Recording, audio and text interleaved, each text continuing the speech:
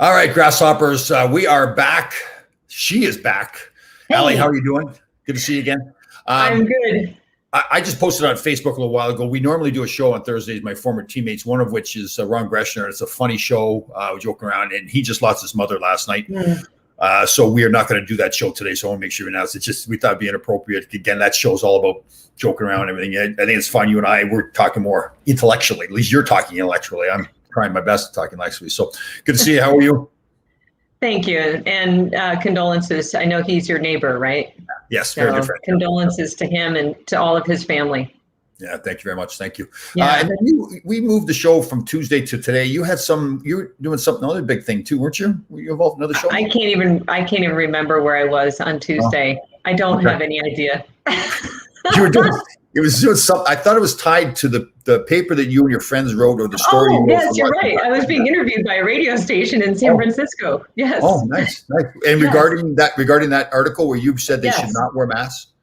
Right. Yes, regarding our study on the ice hockey team here in Virginia Beach and how we persevered through last year and tried to keep infection out of the rink as much as we could. So yeah, in San Francisco, they have 78% fully vaccinated rate among all those eligible. So they have very high vaccination rate. Right. And people are still pretty nervous out there. So, it was interesting that they're the ones who picked up the phone and said, hey, we want to talk to you about this. Cool. California is, really well known for intense management of this virus and intense testing and restrictions and things like that. And people, in the Bay Area were masking outside. I think I read that even Oregon is considering or has moved back to requiring masks outside. So it's just a climate of a lot of fear out there. And, some would argue that actually that climate of fear hasn't done a lot to modify, the trajectory of cases there compared to elsewhere. So it's just, this country, as we were talking about before we went live, has just really struggled to figure out how to drive through this pandemic with both hands on the steering wheel and a wide field of view. Right. That's, cognizant of both vaccine-induced protection, which is wonderful for people at very high risk, as well as natural immunity, which I think we have, disregarded probably more than we should.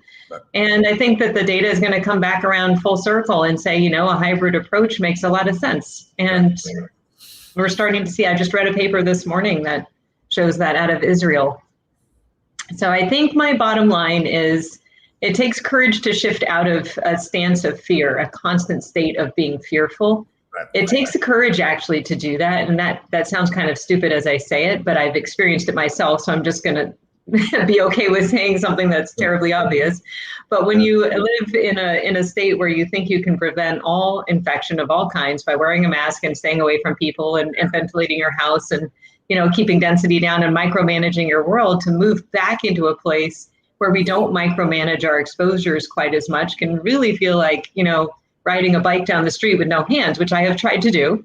And I get about, 5 spins on my... I used to do that too, yeah. Rotations. Yeah. But you better believe I got my hands right over the handlebars, just in case, Tom. So I really feel like that's where we are with this pandemic, is we know we should take our hands off the handlebars a little bit and cruise on a level street with no traffic around, but we're still extremely frightened to allow ourselves to be exposed to, the world of viruses and bacteria around us. And really that's real life, and our bodies can handle it. And we need to, take a little dose of courage and start to step back out into that world. Yeah. I know we've talked about this before too. It's a mental health issue too. I know we've talked to a lot of people.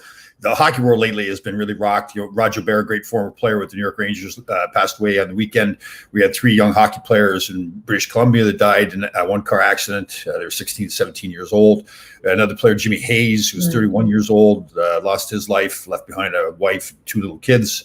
Ron Greshner's mother just passed away yesterday. We've got the pandemic. We've got what's going on in Afghanistan, and hurricanes came through here, and wildfires and everything. People are just like, and I know somebody else brought up a very good point. Like, probably a good exercise to pick a date, say the October 6th or October 10th, 2007, and go back and read the articles there. There's always stuff that's happening, it seems like, but it seems, I don't know what it is lately. I think partly what you're touching on with the pandemic and the fear that's come from it, and it's how it's changed our lives so much, how we've allowed it to change our lives. I just see a lot of people like got to really be aware. As so many people are like mentally, like myself, even I got to tell you, like I think what you say it was like dragging two tires behind you when you were going or something. Is that what it was? Yeah. Yeah. Think of your worst hockey workout, right? Like Yeah. dragging two huge, like, what do you call that? Like huge Kubota tractor tires behind you across a field. Yeah, definitely. Yeah. And what do you think with that too? Like I found myself like, I like to go every day, and you've even lectured me, and I say lecture, and I mean a very good way. I know you care about me, want to make sure that I'm healthy, but I tend to really push it hard, right? Like working out every day and trying to take on all challenges and all that kind of stuff. And I love being like that, but I do find you're right. There's some days you gotta say enough. I need to have a Tom day here, right? And just, it sounds a little selfish. And it's one of those things we talked about before the show too, where I'm always telling people, listen, you're not making yourself look weak if you're asking for help about something, or like mental health, and you're not feeling totally sure. But I'm not as good at it as I probably should be. I'm getting better, but I do find myself, I feel like, geez, maybe I need to like have a conversation with Allie. Maybe I pick up the phone and call Allie and talk. It's still a struggle for me to do it. I don't know if it's that man thing or what it is, but. Well, I think if you have a few people in your life that just kind of make you laugh and have a similar worldview, and that they've shared a similar childhood growing up, like we shared that farm life growing up, and there's a few parents on the hockey team who also grew up on a farm, and they just have this kind of, every day has some kind of challenge or some kind of issue or some kind of disappointment, and that's just how you wake up in the morning. It's coming. If you think that you're going to have an easy day, it's just not going to be that way, and it's an uphill battle. But if you're kind of like, well, it's probably going to be that way, and you have some friends who can make you laugh. I think that's super important. But I also think for you, Tom, you carry the weight of the world on your shoulders, and you care about people, even if you're not talking to them, even if you're not actively doing something for them. I know you're thinking about them, and you're thinking about your grasshoppers who are following you. And that carries its own burden. That's a caregiver role, and that's a caregiver stress that you carry with you. And I think that there are times when probably you should just unplug from all social channels and, go out in your metaphorical farm and shovel some shit and just do that. Nothing else. It is funny. I did take a day. Geez, was it? So maybe it was Tuesday. I just said, you know what? I'm not dealing with it. And it still is a struggle though, right? It's like same with you. You're a mother, you're a wife, you're, all the hockey commitments to your business and everything like that.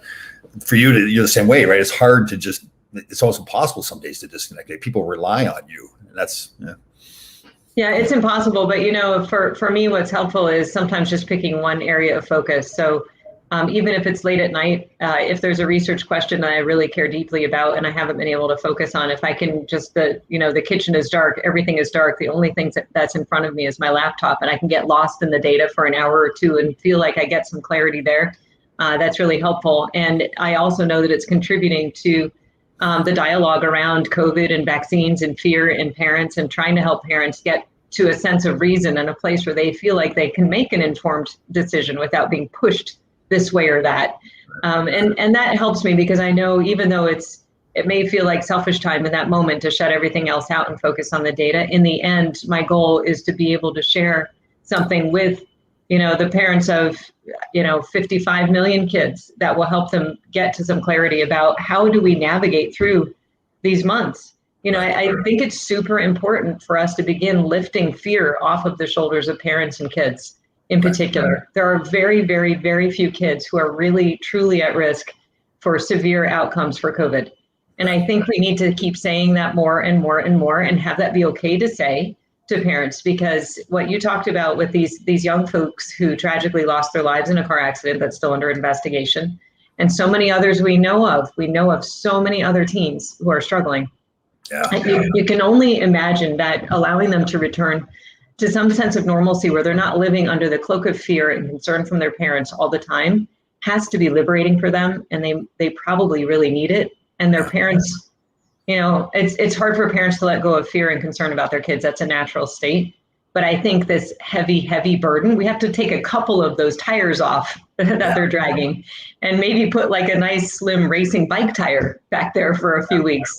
Isn't that true, right? You think minimize it, but well, you think the young people out there for the last year and a half now have been told early on in the pandemic, and rightfully so, we're told, listen, if you get this virus, there's potentially you could die from this virus. That's how scary it is. And you can't go back to school. You change your whole lifestyle. You've got to wear a mask. You got to stay inside. And now that's what they've been accustomed to. That's almost like, especially you think of some 8, 9, 10-year-old person for a big chunk of their life now, this is the life that they've been living. And now to get them to believe that, listen, it's okay to go back out and live again. They're saying, well, you told me before, my mom and dad, who I respect so much, you're there to protect me, that I could potentially die from it. Now you're telling me it's all right to go out and just live my life again. And right. I mean, no, that's true. That's a good point. Sometimes, we fall into this trap of like catastrophic thinking, where in order to get a kid to put a mask on, we have to like make this the risk thing be larger than life, so that they actually do it, like seatbelts or whatever. Like, I don't want you flying through the window, so please wear your seatbelt. The mask is not actually protective enough to carry that weight. We have placed undue false expectations on a cloth mask to keep a very, very small virus out of the kids' noses. And I think that CDC actually itself recognizes that we're missing probably a good number of the infections which go in the denominator of the fraction. And so the more we learn about how many kids have actually been exposed and had asymptomatic illness, the less the true risk will actually be, because the kids in the numerator who have tragically had severe outcomes will, relatively speaking, be even smaller. So the world that we're living in right now, where we know, based on what we can measure, that COVID is not as big a risk as we once feared, will probably get more and more and more true the more we're better able to ascertain how many kids have actually been infected. Right.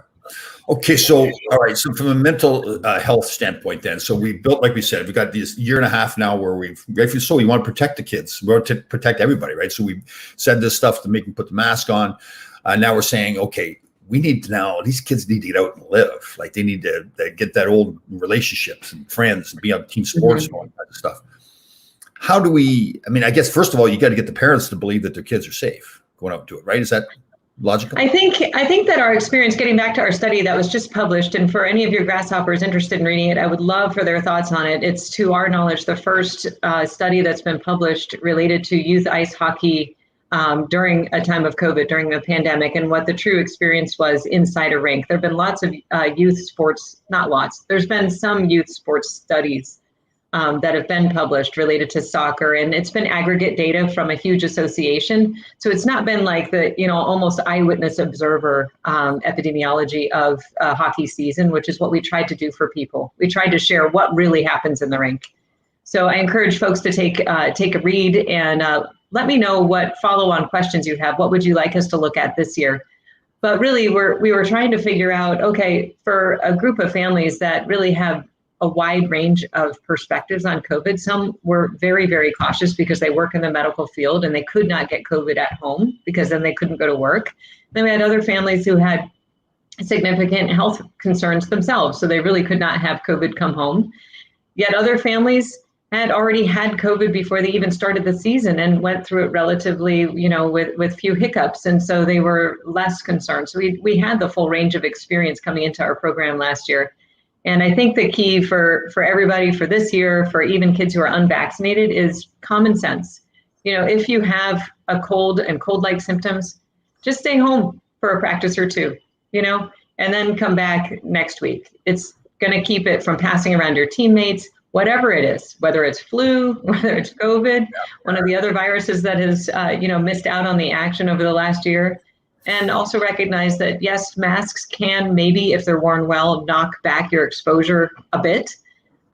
Masks were only one part of the entire, war that we brought to COVID last year. We also kept people home. We kept people from mixing. We kept, schools closed. We kept kids at home. We did virtual schooling, which kept the density of the classrooms down. We increased ventilation. So I just want parents and people to understand that while I do support and have worn a mask myself, I do not place undue emphasis on its protective efficacy. It is really not worth fighting over as much as we have been. That's just giving it a gold medal when it really deserves, at best, a bronze medal in the war. Right. And so the story / study that you did was in the Washington Post, correct? The Washington Post was an article, but this study is actually in an academic journal. It's the British Journal of Sports Medicine, and it's actually the world's that you put together about your hockey program. Oh, right, along with Rich Appleby, Bob Pizzini, and Tracy Hoog. She's a PhD, MD, sports medicine researcher and ultramarathoner, and good friend of mine now, and really She's also a mother and very supportive of youth sports and very active in school reopening and extremely meticulous researcher. So it's an academic study about the epidemiology of not only a COVID outbreak in a hockey rink, how it happened, how we picked it up, how we tracked it, how we investigated it, and then what we did with the rest of the season to try to keep COVID out of the rink. And so it's really a playbook for any youth hockey program anywhere in the world. Even, Tom, I think the NHL might have benefited from a few of the insights. That's interesting. So can we post that on my social media? Yeah. Like that'd be great. If you send me a link to that, that'd be fantastic. I'd like to post that. Yeah, so probably nobody else thought to do that, right? There probably very, very few people have thought to have a study like that. That's a really good question, Tom, because probably there's others like me who would have loved to, but the real challenge last year was, let's just be honest, if you find COVID, you're pretty much done. So if you go looking for COVID and you start testing for COVID, you will find COVID. And guess what that then meant? You find COVID, and you're shut down for 2-3 weeks. So there was a very big incentive to not go testing and finding COVID, especially among kids for whom it really presented like the common cold. So what we tried to do is say, okay, but we understand this environment we're operating in. We went and we found COVID. We didn't hide from it. We told the health department. We were open, honest, and transparent because we knew we had families that really could not bring COVID home into their homes. And it was really important to actually manage this carefully.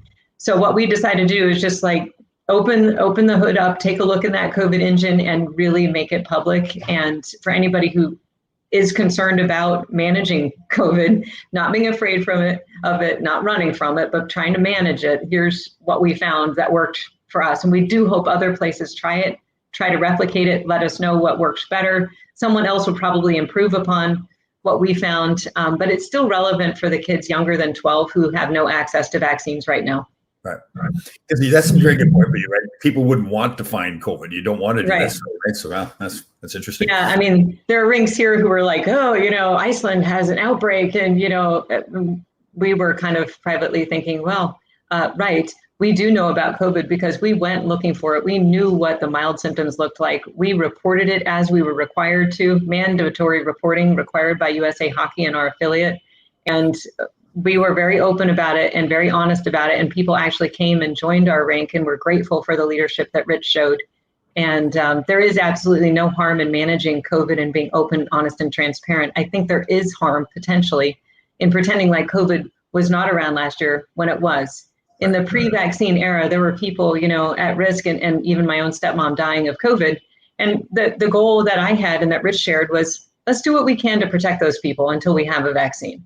And I think that was the right move. It was a difficult move. It was a risky move. But I think truth, transparency always wins the day. Yeah, I know, kid. We need more of that, man. I know we're not talking politics here, but we're talking Afghanistan before the show and the decisions we made there. And again, this is not a political view. You and I are the same way. This is just we're patriots. We love this country. It's like, like the decision making, and the lack of even now. I would rather somebody just step up now and say, listen, I don't know what we were thinking. We were totally wrong. We screwed up. Now we need to fix the problem. I would rather just say that. It's like a kid going into a grocery store and stealing a chocolate bar, and then trying to make some excuse for it. No, you take the child back to the store and say, listen, I stole the chocolate bar. Now, okay, it's done. You acknowledge what you've done wrong. I'm not trying to compare what's happening there. No, we just feel the human impact. It's not politics at all. You and I were talking about the human impact. And to be honest with you, I can't help but driving around here in Virginia Beach. I've put NPR on so I can hear what's going on in the world, and was listening to the firsthand reports of the families literally sitting outside the gate in Kabul, hoping to get free. And I'm sitting in a truck actually without air conditioning. So I was feeling sweltering and, feeling some, anxiety and stress about my old and aging truck and the windows down and the NPR blaring so I could hear it over the windows because it is hot here in Virginia Beach. And it just situated me perfectly outside the gate in Kabul to think about how blessed I am. That my only challenge is a truck with no AC and all of my busy life. Right? Is that true? You think about that, right? And I made a mistake here at the start of the show. I forgot to introduce Allie. Allie is a great friend of mine. I met her through Bob Bazzini, who's also on the board of this Warrior for Life Fund that I'm a part of. Allie lives down there in Virginia Beach. Her husband has served the country for over 20 years in the Navy. And Allie has a company called ABC Medical Writing. Geez, I'm good. That's like six weeks in a row. I've got that down now. So, and living in Virginia Beach, where there's a large population of military personnel, one of the, for me, one of the worst things is that and there's a lot of bad things, but, these people have gone over there and lost their lives. You can think of loved ones who've lost their husbands, wives, sons, daughters, whatever it is. And to have it just basically handed back to the Taliban after those people sacrificed so much over there, it's like, what are you thinking? Demoralizing the country, like we were talking before, with all this pandemic stuff, and then this happening. There's so many people just like, are you kidding me? Like, what else has to happen here? And I guess for anybody who's lost confidence in leadership in the country in general at the most senior levels, know that I've taken the opportunity to, my kids call it data mining, but any chance I have an opportunity to gain insight and awareness and perspective from someone who knows more than me, I can't help myself. I just do it. So I've noticed a few of our hockey parents in uniform at the rink, and I just said, hey, how are you doing? How are your thoughts on this? We've gone back to masking. We've gone back to Charlie, concern level, in the DOD health protection status Charlie versus Bravo, which means more restrictions for people. And just know, anybody listening and watching, that there are so many generous and brilliant people in all levels of leadership throughout the military. Don't think that this country is, I guess, characterized by those who are most visible or in the most senior levels of leadership. There are so many amazing people throughout, and your own neighbors and people and friends that you know. So just keep thinking about all those good people, supporting them, and take courage. Definitely. I saw Marcus Luttrell, former Navy SEAL, who's wrote the book Lone Survivor and was in the movie Lone Survivor. And he was on Fox, and I liked what he said. Like, they were trying to get him to be critical of Joe Biden in particular, and he wouldn't do it. Like, he was more like, listen, I'm cheering on my president, but we've got to go do something. Let us loose. Let us go get those people. Like, if anything, he wanted to go back there to get it done. He didn't waste his time, which I think is a smart move. Listen, the decisions that have been made are the decisions that have been made. Right. So that we can't change that. Now what we got to do is fix the problem, right? And that's what we all should take the stance. Let's get behind people and cheer them on. Let's go get this thing done. Like, that's the great thing about all the military, but the Navy SEAL guys, we did a swim across the Hudson. They were interviewed on Fox News, I think it was again, and they asked them, like, how long did you have to train? Were you trained hard for the swim or something like that? The guy goes, no, I didn't train hard for the swim. I keep myself in shape all the time so I can go defend my country. And when he said that, I was like, oh man, that's pretty powerful stuff. It was good. It's so true. And, often, like, anybody in a leadership capacity forced to make difficult decisions has to make decisions with the information that they have at the time and the capacity and resources and the will that they have at the time. And I faced that too last year with our study. I was so happy. I felt like, sitting in the rink earlier this week and listening to the action going on behind me before the kids came in, hey, wash your hands, and cleaning. And, this is daily business that they're doing at the rink. The cleanest hockey rink in all of the U.S. that I'm aware of is right here in Iceland, tiny little rink. They are scrubbing that floor at 3 p.m., 6 p.m. I mean, it's just unbelievable. Even the bathroom's clean. It's amazing. And there's always toilet paper there, which is also amazing. That's a breakthrough, a hockey rink right there. That's a breakthrough, yeah.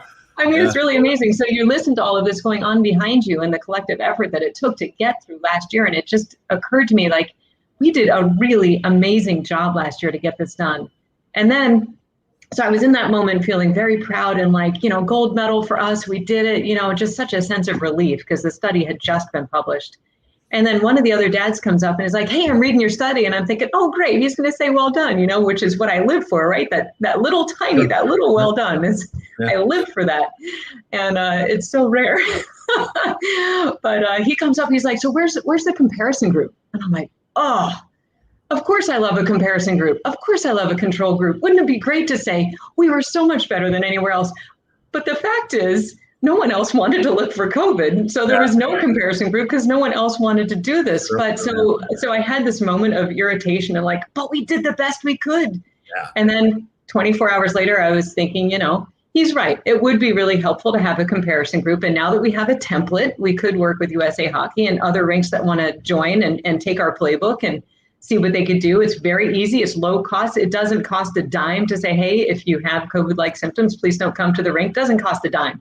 Yeah. We didn't do mandatory testing. We didn't really do anything. I mean, Rich put out mats and opened outdoor locker rooms. So we basically had pond hockey and tying skates in the cold, but that didn't cost anything really. So we could do that control group. So all I'm saying is, like, when people make decisions that we later question and get frustrated with, you have to situate yourself in their context at the time and the resources they had at the time and the information they had at the time, and appreciate that it's hopefully coming from a well-intentioned place. Yeah, I know. It would be nice. I know probably that gentleman or person that asked you that question about comparison group didn't really intend any harm, but it would be nice if somebody just says, well, great job, and just leave it at that, though, right?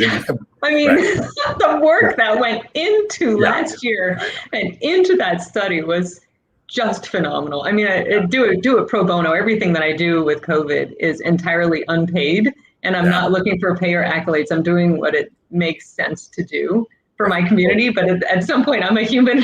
I really would love to have somebody say, man, that's great. You touched on something earlier there, like getting up every day, don't realizing, listen, it's not going to be perfect today. There's going to be mistakes. So I was very lucky. I got to go up to this high school, New Canaan High School, and I spoke to their high school football team. Oh, and yes. That was the speech I made, was talking about, life is not perfect, you are not perfect, and life is not fair. And it forced me. So, and as I've done in my book, which hopefully will be out soon, I tell some stories of, some pretty, frankly, stupid things I did when I was younger. And I told them the story about when I was trying out for the Canadian Olympic team, when I decided the first night of training camp, it'd be a good idea to go for a few adult beverages and then rearrange the furniture on top of the trainer's car and on and on. And so I'm telling the story, and there's these high school kids, and I've got to make sure I say to the kids, listen, I'm not telling you to go do this at all. Right. This is totally wrong. I got sent home first day of training camp. But it is interesting telling the story. Like, they really, the coach in particular and the players, because that when I made that mistake, that terrible mistake, it really forced me now to make up for that mistake and go harder in life. And, because my dream was to play in the NHL. This was a stepping stone to get there. And I messed up, totally screwed up. But it made me, it was a great lesson for me that I could do more. Like, it actually pushed me to do more. So it was interesting talking to them about that stuff. And it was a time there before where I wouldn't tell that story, because that was totally an embarrassing story for me. I mean, this was a huge honor. I was one of the last 40 players to be chosen for the Olympic team. Or from those 40 players. I'll never forget. That was just, oh man, like when this gentleman that was running Hockey Canada, his Father Bauer, walked out and handed me a plane ticket home right in front of everybody. I was like, oh God. So now I've got to go home and tell my family. I was really cocky. I told all my teammates in college I wasn't coming back. I was going to make the Olympic team. Now I had to crawl back home. But so it was interesting that I had gotten to the point now where I realized, okay, this is a good learning thing for me. I learned a lot from it, and for other people too. So it was pretty interesting. The coach was really, you could tell he wanted the kids to hear that. Here's this former NHL player that messed up and did something about it after, because he kept going. I didn't really want to drag it on as much as he wanted to, but it was, fantastic. So I have a question for you, Tom. Like, what would you say? Like, that's a really great story about recovery from a crazy mistake. What would you say? The thing I'm worried about for kids right now in their mental state where they are right now is, how do we intervene just prior to that slip up? Right. Because the slip ups they're making now have, unfortunately, potentially, eternal consequences. Like, they may not actually survive it. Absolutely. And that impulse control and that intervention just before that moment, do you have any perspective on that, kind of looking back and turning the tape back? Yeah, I think it's important. That's where important for, and you do it yourself. I mean, the adults in those young people's lives, whether it's their parents or friends, mentors, aunts, uncles, wherever it is, being willing to tell those stories, that the mistakes they made, and realize those mistakes you made. If you tell the mistakes and how you had to recover from the mistakes, but first of all, you show them that you will recover from mistakes. But like you said, there are those, let's say a young person gets into heroin or whatever it is, and they could potentially die from that. And it's important for people to be around to say, listen, I was in your shoes. I know how you're feeling. You feel like you're invincible. I get it.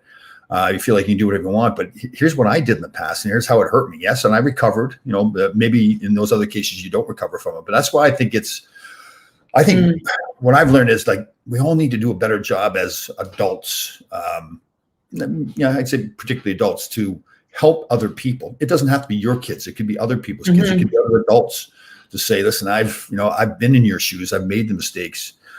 Or those, like we've talked before, listen, there's nothing wrong with you telling somebody, you tell me if you want, that you're hurting, that you don't feel well mentally. There's nothing wrong with that. I think the more we can open up and say, to make people feel comfortable that, listen, you're not the only one that's feeling that way. You're not the only one that is going to make a bad decision. I have made plenty, and I'll continue to make bad decisions. That's what I've learned, is that, that's part of life, right? I mean, you're just going to make bad decisions. You don't, because you're perfect. But other than that, and No, in fact, that dad who came into the rink, he probably sensed I was slightly irritated or slightly, defensive of my study. And the next day I went in to go tell him, hey, you know what, you got me thinking, because that's my way of recovering and being humble. And I went to go tell him, and he was on the phone. So I still have that to look forward to. But I think that that's an important thing for us to do too, is that growth. When we see ourselves focusing on one thing and being a little bit small about something, if we can just pan back, forgive ourselves quickly, and then redirect into something that's positive, I think that's good. Totally. You were wrong in being slightly defensive, or whatever you felt about it, whatever the phrase should be, because you worked hard at it, and you want to pat in the back. You don't want somebody criticizing. But you're right. I'm the same way. Like, the initial reaction is maybe different than what the reaction is going to be after you think about it for a while. I don't think there's anything wrong with that. It's it's good. Yeah, you're proud of yourself. You should be. Yeah, and I'm not a very quick thinker, so. I tend to get irritated and have no response, and other than to know I'm irritated. Well, no. So I think I've told you a story. When I was going to go on Survivor, I had a trainer, a great friend of mine, Robbie Sherwood. It's awful I'm talking to him a while. But he actually taught me about my body and how I reacted. So he would actually have me memorize a poem, and I could say the poem verbatim. And then he would do something to aggravate me, either something to elevate my heart rate, either get on a bike or say something to me to aggravate me or whatever, or try to trick me up somehow. And I'd go to recite the poem again, and I couldn't do it. And what he taught me, how my mind and my body were reacting, was once my heart rate got elevated, whether it's because you were aggravated in that situation, you don't think as clearly when your heart rate is elevated. And it's really the ability to now recognize that that's happening and take those deep breaths or whatever it is to slow your heart rate down again. Not like you did. You slowed yourself down. You got away from the person, and then you started to think differently about it. But I think that's just a natural part. There's nothing wrong with that. That's just the way the mind. No, that's very true. That's very true. You got to take 3 deep breaths, and you try not to take things personally. And I think that's gotten us collectively as a nation into a bit of trouble with our whole response to the pandemic. Because like one decision leads to another, leads to another, leads to another, and then we feel like we have to defend that decision, and we can't walk back. We can't take that night like I did, and then come back to it the next day.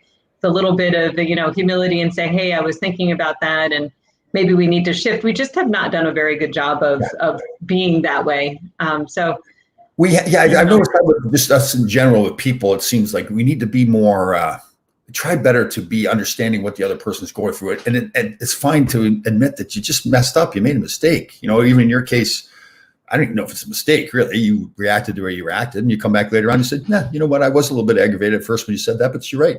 It would be good if we could have had a comparison study. Yeah. Lo and behold, we are not perfect. It's a surprise. No, but you want to know what's funny regarding heart rates and blood pressure? This is really hilarious. So my husband and I we got the home blood pressure cuff out 2 nights ago, and we're just messing about with it.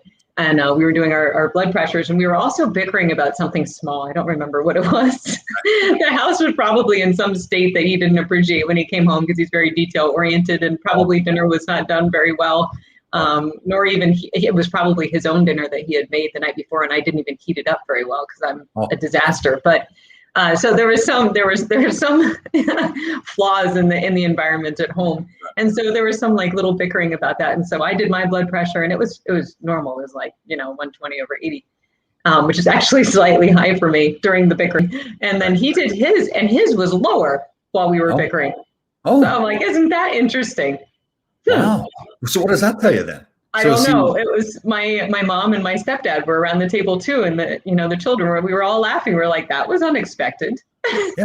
So there's some he's aggravated at something, whatever level, but he did not. So maybe that says that he's so highly trained that he's trained his mind not to get affected by, or his body not to be affected by himself being aggravated. Wow, that means that yes, he is inured to my impact. I cannot aggravate him. That's what it is. He has been so conditioned to the constant aggravation of living with me that.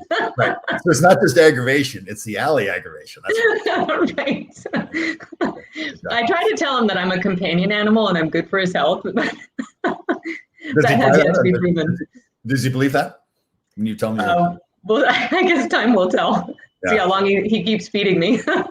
How you guys have been married how long now? I think 20 years this year. It's pretty good. I was married twice and don't total up to 20 years. My two marriages. All right, guys. Good talk today. Really, seriously, there's a lot of stuff going on out there. There's no use denying it. Again, there's deaths. There's pandemic still there. Mask, no mask. We've got all the stuff in Afghanistan. It is nothing wrong for asking for help from somebody or just to talk to somebody. Just have and it's nothing wrong with you going up and just asking people randomly, hey, how you doing? You want to chat or whatever. And I think it's really important we all stick together even more so right now. So let's cheer on our country. Right. And let's cheer on our country.